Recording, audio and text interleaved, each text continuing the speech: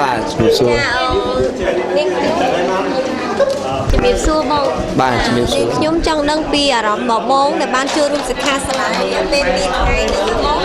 ចាតើបងបានទទួលផលប្រយោជន៍ពីសាលា OTC យើងបានប្រមាណតែបងសូមអញ្ជើញប្រាប់ទស្សនិកជនដែលបាន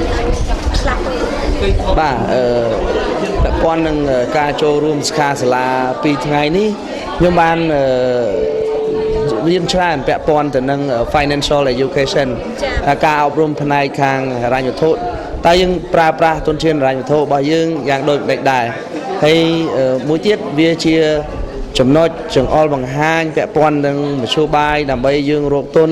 raising capital ហើយនឹងពាក់ព័ន្ធការសម្រេចចិត្តទៅលើការវិនិយោគនេះគឺជាមែនចម្បងហើយមួយទៀតគឺសំខាន់បំផុតនោះគឺយើងប្រើធនធានហិរញ្ញវត្ថុឲ្យត្រូវចំគោលដៅដែលយើងចង់បានបាទនេះជាអ្វីដែលយើងទទួលបានសិក្ខាសាលា2ថ្ងៃនេះបាទចាជាចុងក្រោយតើបងមានពេញអ្វីផ្ដាំផ្ញើបងប្អូនយើងដែលមិនបានចូលរួមសិក្ខាសាលាណាបងបាទសម្រាប់ពាក្យពេចន៍ផ្ដាំផ្ញើខ្ញុំចង់ឲ្យបងប្អូនអ្នកមានបណ្ដាញមិត្តភ័ក្តិឬក៏អ្នក public ទាំងអស់ជនរួមជាតិយើងទាំងអស់អាចចូលសាកល្បងសម្រាប់សិក្ខាសាលានៅក្នុងវគ្គTRI នេះខាង Training Center នេះឲ្យអាចចូលសាកល្បងមុនដំបូងបើសិនជាយើងមិនទាន់ចង់ចំណាយទុនយើងអាចមកសិក្ខាសាលា free ដែលគាត់មានបើក free